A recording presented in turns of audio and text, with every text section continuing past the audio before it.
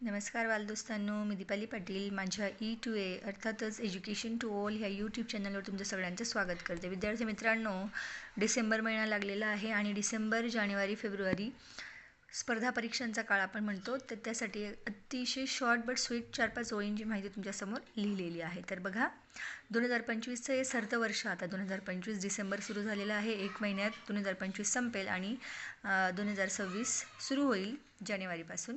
तर बघा विद्यार्थी मित्रांनो, 2025 या वर्षी संत ज्ञानेश्वर माऊलींची 750वी जयंती साजरी केली आपण. 14 ऑगस्टला पूर्ण महाराष्ट्रभरामध्ये पसायदानाचं गायन घेण्यात आलेलं होतं. तर 750 वर्ष म्हणजे काय बालदोस्तांनो, तर सप्तशतकोत्तर सुवर्ण महोत्सवी जयंती. 2025ला राष्ट्रीय गीत आपण वंदे मातरमचं गायलं. तर त्या वंदे मातरमचे रचनाकार आहेत बालदोस्तांनो बंकिमचंद्र चटर्जी. तर 2025 ही 25हे वर्ष त्यांचीसुद्धा 150वी जयंती होती आणि त्यावेळेला आपण राष्ट्रीय गीताचं पण गायन घेतलं. तो एक पिरियड आलेला होता, त्यावेळेला आपण राष्ट्रीय गीताचं पण गायन पूर्ण कडव्यानीशी घेतलं होतं.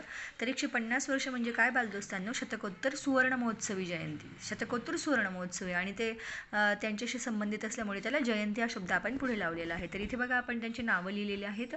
संत ज्ञानेश्वर माऊलींचं पूर्ण नाव ज्ञानेश्वर विठ्ठलपंत कुलकर्णी. राष्ट्रगीताचे रचनाकार रवींद्रनाथ टागोर. राष्ट्रगीत म्हणजेच आपलं जनगणमन, ते कोणी लिहिलं आहे बालदोस्तांनो, गुरुदेव रवींद्रनाथ टागोर. राष्ट्रीय गीताचे रचनाकार आहेत वंदे मातरम, आपलं राष्ट्रीय गीत नॅशनल सॉन्ग, बंकिमचंद्र चटर्जी. राज्यगीताचे रचनाकार बालदोस्तांनो जय जय महाराष्ट्र माझा, अर्थातच राजा बढे.